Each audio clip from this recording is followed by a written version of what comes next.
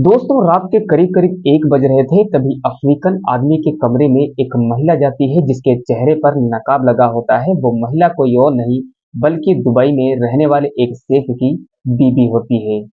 अब वो महिला अफ्रीकन के कमरे में जाती है। अफ्रीकन कहता है कि मैडम इतनी रात में तुम मेरे कमरे में क्या करने आई हो। जो मैडम होती है वो कहती है कि आप घबराओ नहीं, परेशान मत हो, यहाँ पर हमारे और तुम्हारे अलावा कोई तीसरा नहीं है। अगर तुम मेरा एक काम करोगे तो मैं इसके बदले में मैं तुमको बहुत अमीर आदमी बना दूंगी। अब अफ्रीकन अपने मन में सोचने लगता है कि ऐसा कौन सा काम है जो मैं मैडम का काम कर दूं और वो मुझे रातों रात करोड़पति आदमी बना देंगी। अफ्रीकन आदमी कहता है कि मैडम बताओ तो क्या काम है, मैं अभी आपका काम कर दे रहा हूँ। मैडम कहती है कि मुझे भरोसा है कि तुम वो काम बहुत अच्छी तरीके से करोगे, तुम्हारे अंदर वो क्षमता है, तुम्हारा शरीर हट्टा कट्टा है। अब जो अफ्रीकन होता है वो सोचने लगता है कि मैडम आखिर क्या कहना चाह रही हैं। मैडम कहती है कि काम कुछ और नहीं बल्कि एक रात मेरे साथ तुमको गुजारनी है। अब अफ्रीकन आदमी ये शब्द सुनकर उसके पाँव के तले जमीन खिसक जाती है, क्योंकि उसको पता था कि जो दुबई के नियम कानून होते हैं वो बहुत ही सख्त होते हैं। अगर वहां पर कोई पुरुष किसी महिला के साथ अवैध काम करता है तो उसका सर धड़ से अलग कर देता है। अफ्रीकन आदमी कहता है कि मैडम प्लीज मेरे से ये नहीं होगा। लेकिन मैडम उसे भरोसा दिलाती है कि तुम्हारे साथ कुछ भी नहीं होगा, यहाँ पर हमारे और तुम्हारे अलावा कोई तीसरा आदमी नहीं है। मैडम कहती है कि अगर ये तुम मेरा काम करोगे तो मैं तुमको करोड़पति आदमी बना दूंगी, मैं तुमको बहुत सारा पैसा दूंगी और तुम करोड़पति आदमी बन जाओगे। अब अफ्रीकन आदमी के मन में भी बहुत ज्यादा लालच होता है, तो वो कहता है कि ठीक है मैडम, अगर आपकी यही इच्छा है तो मैं ये काम करने के लिए तैयार हूँ। अच्छा, मैडम को ये बात नहीं पता होती है कि जो अफ्रीकन के आदमी होते हैं उनके अंदर ये सब करने की क्षमता बहुत ज़्यादा होती है। अगर एक बार वो करने में ये काम डट जाते हैं फिर वो 4-5 घंटे नहीं छोड़ते हैं। और उस मैडम की जो हालत होती है वो इतनी खराब हो जाती है कि सच में जो मैडम होती हैं वो 3 दिन अपने बेड से नहीं उठ पाती हैं। मैडम को ये नहीं पता था कि आखिर वो किस आदमी से क्या कह रही हैं और किस आदमी के साथ क्या करने वाली हैं और उस रात मैडम की हालत क्या होने वाली है। तो दोस्तों उस रात तो कुछ नहीं होता है, करीब करीब 4-5 बज जाते हैं, लेकिन जैसे ही दूसरी रात आती है वैसे ही मैडम उसके कमरे में जाती हैं और कुछ ऐसी घटना को अंजाम देती हैं कि सच में दोस्त अगर आप इस पूरी कहानी को सुनोगे तो आपके पाँव के तले जमीन खिसक जाएगी और आप सोचने पर मजबूर हो जाओगे, क्या इतने रईस आदमी की जो पत्नियां होती हैं क्या वो भी एक गलत काम कर सकती हैं। आपको यकीन नहीं होगा। इसीलिए दोस्त आप इस कहानी में अंत तक बने रहें। वीडियो स्टार्ट करने से पहले आपसे छोटी सी रिक्वेस्ट आपका भाई करता है कि चैनल को सब्सक्राइब नहीं किया है तो प्लीज चैनल को सब्सक्राइब एंड वीडियो को एक लाइक जरूर करके जाना, और जहां से भी मेरी वीडियो देख रहे हो एक प्यारा सा कमेंट जरूर करना। नमस्कार दोस्तों, स्वागत है आप सभी लोगों का हमारे यूट्यूब चैनल पर। दोस्त कैसे हैं आप सभी, आशा करता हूं कि आप सब बहुत अच्छे होंगे, जबरदस्त होंगे और इंटरटेनमेंट वीडियो देख रहे होंगे। दोस्तों आज की जो सच्ची कहानी मैं आपको सुनाने जा रहा हूं ये सच्ची कहानी है दुबई के एक बड़े शहर की, अबू धाबी की, जहां पर एक शेख साहब रहा करते हैं अपने पत्नी के साथ। वो बहुत ज्यादा रईस आदमी होते हैं, उनकी जो कंपनियां होती हैं वो विदेशों में भी चला करती है और भारत के किसी दूसरे राज्य में भी चला करती है। इस वजह से उनके पास बेअथाह पैसा होता है। साल 2021 में उनकी शादी होती है और करीब करीब 5 सालों तक वो अपने पत्नी के साथ ही रहा करते हैं। अच्छा, उनकी कंपनियां चला करती हैं तो उनको विदेश से भी ऑफर आया करते हैं और भारत के राज्यों से भी ऑफर आया करते हैं। तो विदेश से उनके लिए एक बहुत ही बढ़िया करीब करीब 5 करोड़ का ऑफर आता है कि शेख साहब आप यहाँ पर अपनी कंपनी बनाओ और इस प्रोडक्ट की जो सेल है वो बहुत ज्यादा होगी।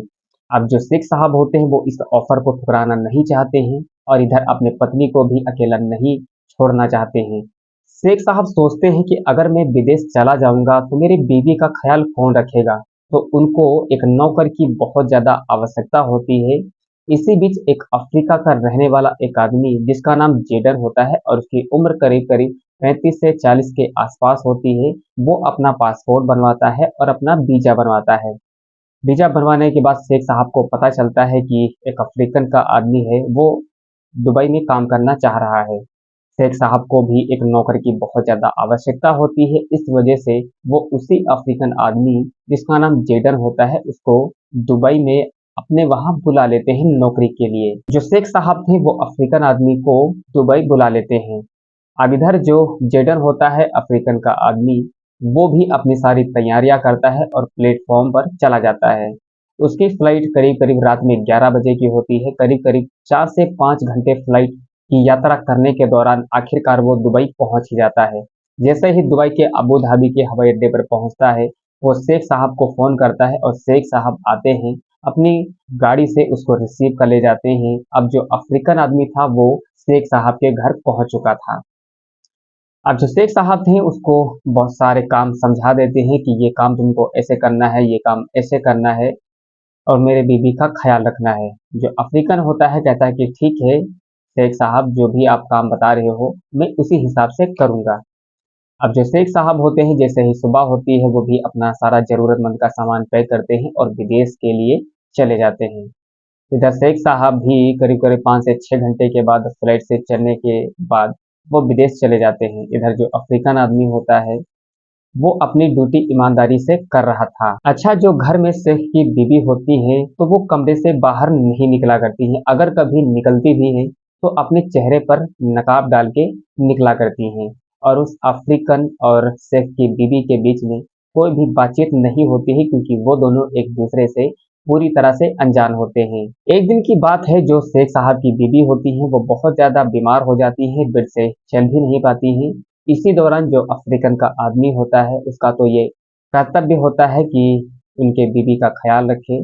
जब उसको शेख की बीवी 1-2 दिन बाहर नहीं दिखती हैं तो वो उनके पत्नी के पास चला जाता है, देखता है कि वो बीमार पड़ी हुई है। तुरंत वो आदमी डॉक्टर के पास जाता है और डॉक्टर को बुलाकर घर ले आता है। डॉक्टर मैडम का चेकअप करते हैं। चेकअप करने के बाद पता चलता है कि इनको टाइफाइड फीवर हुआ है। तुरंत मैडम का जो भी इलाज होता है वो चलने लगता है। करीब करीब 1-2 दिन के बाद डॉक्टर घर आया करते हैं दवाई देने के लिए। तब तक उनका ख्याल वो अफ्रीकन आदमी रखता है। जब भी दवा की ज़रूरत पड़ती है तो उनको दवाई देता है, पानी की ज़रूरत पड़ती है तब उनको पानी भी देता है।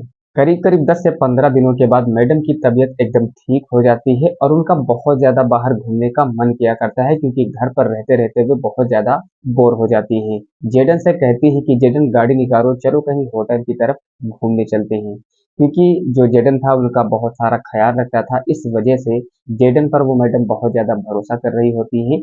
और अब जो मैडम होती हैं वो जेडन के सामने बिना नकाब के आया करती हैं। एक दिन अफ्रीकन आदमी बाहर बैठा होता है तो जो मैडम होती हैं वो बिना नकाब के उसके सामने आ जाती हैं। जैसे ही वो उनके गोरे गोरे चेहरे को देखता है, एकदम सफेद सफेद चेहरे को देखता है, सच में वो पागल हो जाता है और उसका मन मचलने लगता है और वो मैडम के बारे में कुछ गलत सोचने लगता है कि सच में अगर ये जिस्म मुझे मिल जाए तो मेरी जिंदगी पूरी तरह से सफल हो जाएगी। इस तरीके की बातें उस अफ्रीकन आदमी के दिमाग में चलने लगती हैं। मैडम को अगर कहीं भी जाना होता है मार्केट या फिर कुछ शॉपिंग करने के लिए तो वो जेडन को साथ में लेकर जाया करती हैं। जेडन रात में बाहर ही सोया करता है लेकिन जो मैडम होती हैं उसे अपना ही समझ रही होती हैं और उन दोनों के बीच में काफी ज्यादा नजदीकियां भी बढ़ने लगती हैं। तो इस वजह से मैडम जेडन से कहती हैं कि तुम बाहर नहीं बल्कि रात में अंदर ही सोया करो रूम में। इधर शेख को विदेश गए करीब करीब 3 से 4 महीने बीत जाते हैं। वो अपने पत्नी से बातचीत किया करता है और जेडन का भी हालचाल लिया करता है। तो जो उसकी पत्नी होती है कहती है कि कब घर आओगे, मुझे आपकी बहुत ज्यादा याद आ रही है। वो कहते हैं कि परेशान ना हो, बस 2-3 महीने की बात है, मैं घर आ जाऊंगा और हमेशा पहले के जैसे तुम्हारे साथ रहूंगा। इधर जो मैडम होती हैं उनकी बहुत ज्यादा इच्छाएं होती हैं अपने पति के साथ रहने की, क्योंकि उनको उस चीज का बहुत ज्यादा सुख आनंद जो है वो नहीं मिल रहा होता है। तो उनका भी दिमाग बहुत ज्यादा खराब होता है।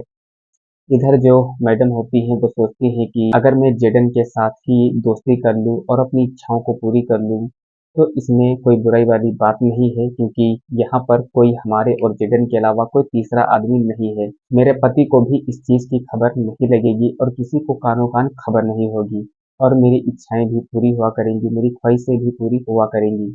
अच्छा, मैडम के पास तो पैसा अथाह होता ही है। अच्छा, धीरे धीरे उन दोनों में प्यार मोहब्बत बढ़ ही रहा होता है, एक दूसरे में नजदीकियां बढ़ ही रही होती हैं। एक दिन जो मैडम होती हैं वो जेडन के पास जाती हैं और उससे बातचीत करना शुरू कर देती हैं। कहती हैं कि तुम किस लिए यहाँ पर आई हो, तुम्हारे फैमिली में कौन कौन है, कौन क्या करता है। तो जो अफ्रीकन आदमी होता है वो सब कुछ बता देता है कि मेरी शादी हो गई थी, लेकिन मेरे पत्नी की किसी कारण वजह से मौत हो गई थी और मैं इस सदमे को बर्दाश्त नहीं कर पाया, मैं घर पर नहीं रह पाया, घर पर मुझे बहुत ज़्यादा उसकी याद आया करती थी, तो मैं इसीलिए दुबई आ गया और मेरे पास पैसों की बहुत ज़्यादा कमी थी, आर्थिक स्थिति मेरी बहुत ज़्यादा खराब थी, मैं काम करने के लिए यहाँ दुबई आ गया।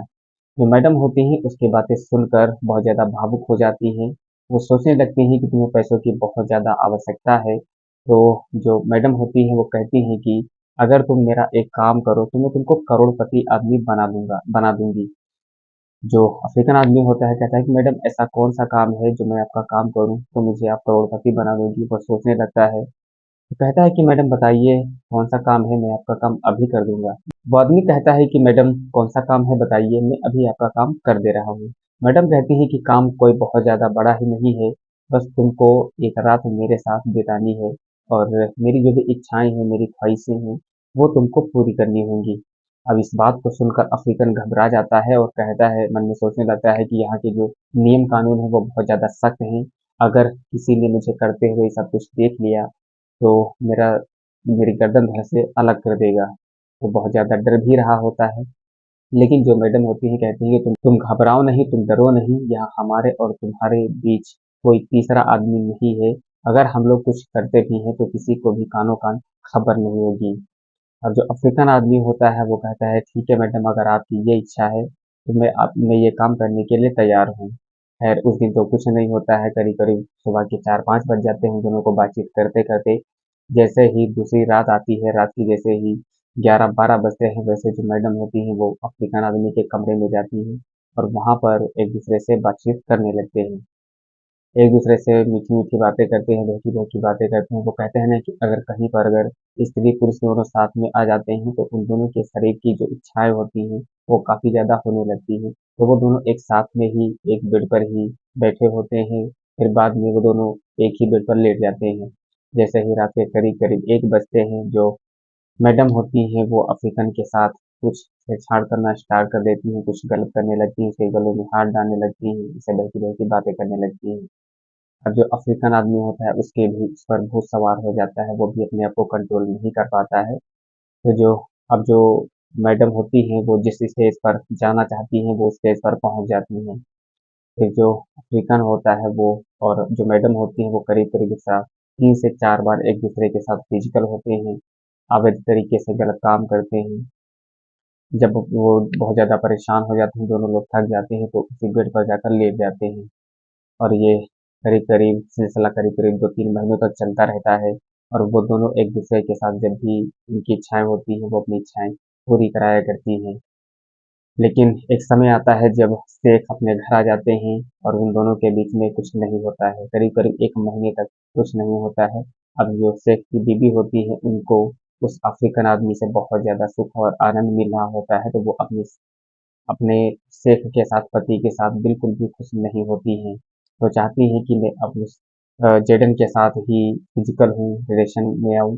एक दिन की बात है, रात के करीब करीब 12 बज रहे थे। जो शेख की बीबी थी वो चुपके से दरवाजा खोलकर जेडन के कमरे में चली जाती है। शेख ये जैसे ही नींद खुलती है वो देखते हैं कि उनकी बीबी नहीं है, तो वो जेडन के कमरे की ओर जाते हैं। जैसे ही गेट खोलकर देखते हैं उनकी आंखें खुली की खुली रह जाती हैं, क्योंकि उन दोनों को रंगे हाथ पकड़ लेते हैं, एकदम निर्वस्त्र पकड़ लेते हैं एक दूसरे के साथ। वो अप्राकृतिक तरीके से एक दूसरे के साथ फिजिकल होते हैं। अब जो शेख होता है उन दोनों को जब देखता है और उनकी बीवी और वो जेडन उनको देखता है, तो दोनों की जब आंखें नजरें मिलती हैं तो दोनों के पांव के तले जमीन खिसक जाती है। अब जो शेख साहब होते हैं वो अपनी बंदूक उठा लाते हैं और अफ्रीकन आदमी पर तान देते हैं, लेकिन बंदूक चलाने से पहले वो सोचते हैं कि अगर हमने इसको मारा तो लोग सवाल करेंगे, मीडिया सवाल पूछेगी, आखिरकार तुमने इसको क्यों मारा है, तो इससे मेरी बहुत ज़्यादा बदनामी होगी, बेइज्जती होगी। क्यों ना हम इसको इसके देश वापस भेज दें, जो भी पैसा है उसका दे दें और जो भी इसका सामान है वो सब कुछ दे दें और इसे भेज दें। और जैसे ही सुबह होती है वैसे ही उसको बहुत ज़्यादा डांटते हैं शेख साहब, वो कहते हैं कि तू चला जा मेरे देश से वापस, मेरे घर से अपने देश चला जा। अब जो मैडम होती हैं उनके पास जितना भी पैसा होता है करीब करीब 1-2 करोड़, वो सारा पैसा उस अफ्रीकन आदमी के अकाउंट में ट्रांसफर कर देती हैं और उसका जितना भी पैसा बनता है शेख साहब उसको दे देते हैं। और जो अफ्रीकन आदमी होता है वो फिर से अपने देश वापस चला जाता है। अब जो अफ्रीकन आदमी होता है वो अपने देश वापस आ जाता है, उसके पास बहुत सारा पैसा हो जाता है, वो करोड़पति आदमी बन जाता है और अपनी ज़िंदगी को एकदम बेहतर तरीके से वो जीने लगता है। जो भी उसके पास दिक्कत परेशानियाँ थी, वो सब कुछ ठीक हो जाती हैं।